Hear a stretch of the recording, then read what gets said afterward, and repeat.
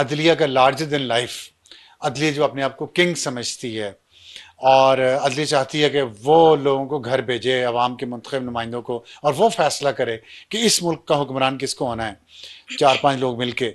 तो वो रोल अभी ख़त्म नहीं हुआ, वो अभी चलेगा। और ये जो अब आपने देखा है, जैसे मैंने आपको बताया है कि आज खान साहब की मुलाकात हुई है अपने वकला के साथ। वकला ने बाहर निकल के अभी कोई बात नहीं की, वो जो की है वो ज़्यादा अभी खुल के इतनी अभी उन्होंने अहम बात नहीं नहीं की, थी, बिल्कुल। तो जाहिर आहिस्ता आहिस्ता बातें बाहर निकलेंगी। मैं ये कहना चाह रहा हूँ कि जो अदलिया का रोल है खान साहब के लिए, एक जो नरम गोशा है जो दूसरी सियासी जमातों के लिए नहीं है, उस शिद्दत के साथ या नहीं है जिस शिद्दत के लिए खान साहब के साथ है, जिसका इजहार हमें वो जस्टिस मंसूर साहब के बारे में जो कहा जा रहा है उसमें भी मिलता है, तो और बाकी भी जजेस के बारे में ये बातें आती हैं, उससे कश्मकश एक अभी जारी रहेगी। जो बात यह है कि जब इस्टेब्लिशमेंट, मैंने आपको बताया बहुत सारे कंपोनेंट्स होते हैं इस्टेब्लिशमेंट के, सिर्फ फौज नहीं होती, अदलिया भी होती है, मीडिया भी होता है, बिजनेसमैन भी होते हैं, सियासतदान भी होते हैं। उस इस्टेब्लिशमेंट में मिलिट्री का रोल डोमिनेंट था, लेकिन अदलिया सबसे बड़ा उनका सहारा थी, सबसे बड़ा कंधा अदलिया का था।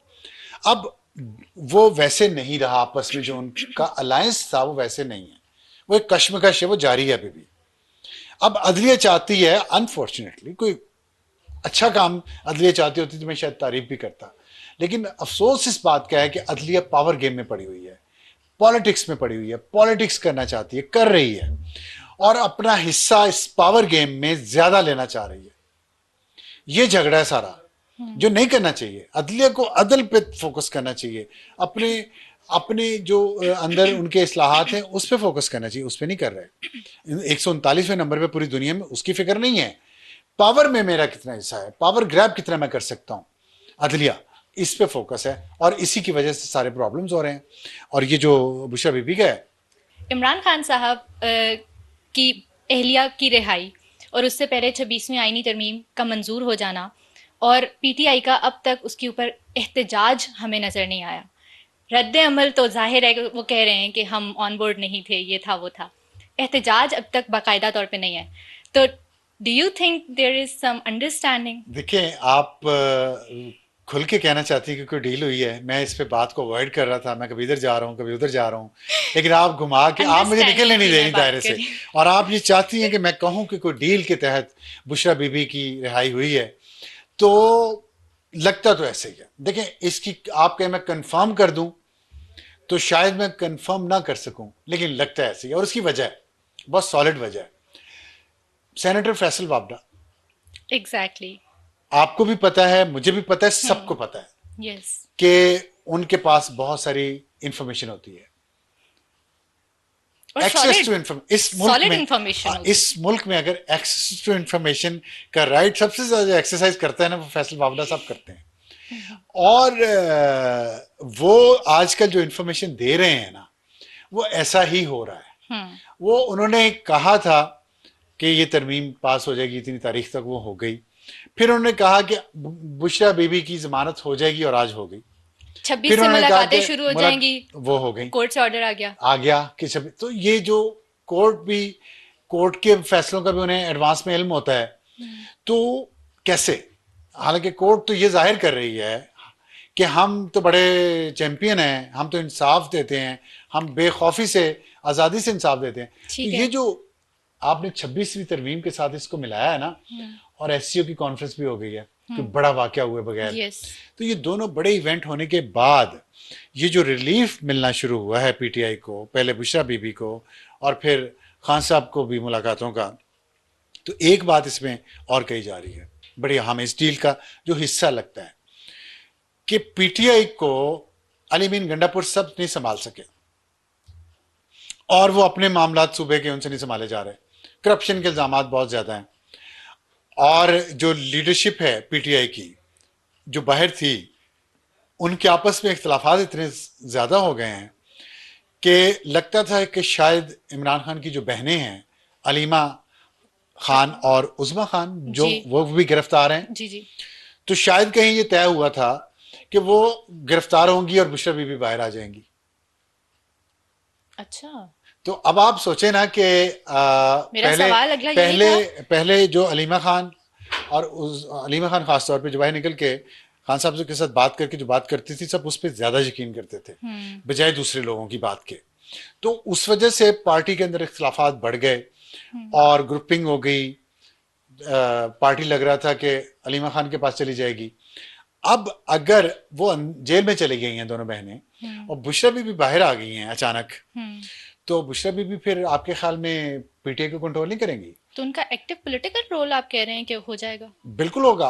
और एक्टिव पहले उनका रोल एक्टिव था या इनएक्टिव था, देख लें, आप सोच लें, ठीक है, जैसा भी था वो क्या था। पूरी दुनिया का मीडिया ये कह रहा है। उनकी, खान साहब की पहली बीवी जमाइमा गोल्ड स्मिथ ने एक ट्वीट किया था, और तूने कैसा जादू किया। उन्होंने इमरान खान की तस्वीर लगाई, बुशरा बीबी की तस्वीर लगाई, और जमाइमा गोल्ड स्मिथ ने ये ट्वीट किया आज से कुछ साल पहले, तूने कैसा जादू किया है, गाने के बोल भी हैं। तो मतलब ये था कि पूरी दुनिया को पता था। अभी भी पिछले दिनों भी खबरें आई हैं इंटरनेशनल मीडिया में जिसमें बताया गया है कि बुशरा बीबी का कितना इन्फ्लुएंस है इमरान खान पे और उनकी सियासत पे और उनकी फैसला साजी पे। और सबको पता है, इस मुल्क में भी सबको पता है, इंटेलिजेंस एजेंसीज को भी पता है, पार्टी को भी पता है, पार्टी के लोग कहते हैं, ये खुद इंटरव्यूज में कह चुके हैं, खान साहब खुद ये कह चुके हैं कि मैं हर बात पे मशवरा करता हूँ बुशरा बीबी से। तो अब ये अडयाला जेल जाया मैं करेंगे थोड़ी सी मशवरा बात करने मुकम्मल के कर लूं, लिए, थोड़ी सी बात अगर या बुशरा इजाजत दें, बीबी के पास? अगर श्योर। इजाजत, मैं ये कहना चाह रहा हूं कि उनका रोल एक्टिव था या इनएक्टिव माजी में। हम्म। लेकिन जो कहने वाले, जानने वाले जो समझते हैं कि उनका रोल बिहाइंड द कर्टन बहुत एक्टिव था। अच्छा। वो सामने नहीं, जलसों से खिताब नहीं कर रही थी, हम्म। वो लोगों को टिकट्स नहीं बांट रही थी अपने सिग्नेचर से, लेकिन सब कुछ कंट्रोल उनके हाथ में था। तो अगर अभी भी उन्होंने कंट्रोल अपने हाथ में ले लिया और कहीं कुछ चीजें तय हुई हैं कि आप जाएं बाहर, पार्टी को कंट्रोल करें, बहनें दोनों अभी अंदर रहेंगी कुछ अरसा, अच्छा। तो क्या ख्याल है, कैसी डील है ये? यानी वो बाहर ये नहीं आएंगे? पॉसिबिलिटी नहीं है, ये पहले नहीं होता रहा क्या? पहले नून में से शीन शीन निकालने की कोशिश नहीं होती रही? हम्म। तो देखें क्या बनता है, गेम तो है, और मैंने आपको बताया गेम तो अभी चलेगी। अच्छा, तो यानी जो उनकी बहनें हैं वो अभी आप कह रहे हैं कि अंदर ही रहेंगी बुशरा बीबी की रिहाई के बाद, और ये सारे मामला जो हैं बुशरा बज़ाहिर बीबी ये लगता है देखेंगी। जब तक बुशरा बीबी मामलात को कंट्रोल में नहीं ले लेती, कितने दिनों में वो कंट्रोल कर लेती हैं, क्या उनका आगे स्ट्रैटेजी है, ये देखते हैं। ठीक है, आप मंसूर अली शाह साहब के खत का कुछ जिक्र कर रहे थे, कोई हवाला दे रहे थे, क्या देखें, कहना चाहेंगे उस उन्होंने आज खत लिखा है, और एक तो ये कि उन पे ये इतराज़ हो रहा है बहुत सारे हलकों की तरफ से कि काजी फाइज़ साहब जा रहे हैं, नए चीफ जस्टिस आ रहे हैं, वो सीनियर मोस्ट थे और वो चीफ जस्टिस बनने की दौड़ में भी शामिल थे, तो उन्हें अखलाकी तौर पे, कानूनी तौर पे नहीं, अखलाकी तौर पे सेंड ऑफ या जो फुल कोर्ट रेफरेंस होना है उसमें मौजूद होना चाहिए था, और नए चीफ जस्टिस की तकरीब हल्फ वफादारी में भी मौजूद होना चाहिए था, क्योंकि अभी कुछ ही दिन पहले वो यूरोप और अमेरिका में लंबी छुट्टियां गुजार के आए थे, और वैसे भी छुट्टियां उन्होंने की थी, तो उस वक्त उन्होंने उमरानी अदा किया। लेकिन ऐन इन्हीं दिनों में जब ये इतना बड़ा एक handing over, taking over ceremony हो रही है पाकिस्तान की अदलिया में, इतने फसाद के बाद, इतने क्राइसिस के बाद, अगर वो मौजूद होते हैं अखलाकी तौर पे बहुत अच्छा होता है, एक मैसेज अच्छा जाता कि अदलिया जो है, अदलिया के सीनियर जजेस वो बचगाना हरकतें नहीं करते, वो मेच्योर हैं, वो मेच्योर इनफ हैं कि अपनी ज़ात से आगे का सोच सकें, अपने ज़मीर के मुताबिक, जिसका रेफरेंस उन्होंने अपने ख़त में भी दिया। तो और ख़त में उन्होंने जो कुछ कहा है, एक तो समझ नहीं आ रही कि अगर वो, जैसे आपने एक पॉइंट बड़ा अच्छा रेज किया था कि सिर्फ इस बेंच में वो क्यों नहीं बैठे, उन्होंने लिखा है कि मैं इस बेंच में नहीं बैठना चाहता, CRP 988 ऑफ 2023, क्योंकि प्रैक्टिस एंड प्रोसीजर एक्ट की जो मीटिंग हुई के तहत जो मीटिंग हुई थी कमेटी की, ये उसमें इन्होंने बैठने से इनकार कर दिया था कि जब तक फुल कोर्ट नहीं बनती और इसका फैसला नहीं करती इस ऑर्डिनेंस का, जो प्रैक्टिस एंड प्रोसीजर एक्ट में तरमीम हुई है, मैं कमेटी में नहीं बैठूंगा। और फिर अब उन्होंने कहा कि उस कमेटी के तहत जो बेंच बन रहे हैं मैं उनमें नहीं बैठ, तो सर इसमें क्यों नहीं बैठ रहे, बाकियों में क्यों बैठ रहे हैं, छोड़ दे फिर, कह जी मैं नहीं करता। और मैं तो कल भी कह चुका हूँ, जैसे काजी फाइज ईसा साहब भी चैम्बर वर्क करते रहे कुछ माह, आप भी चैम्बर वर्क कर लें, जाहिर है कि आप पिक एंड चूज करें, इस बेंच में बैठ जाऊंगा, इसमें नहीं बैठूंगा।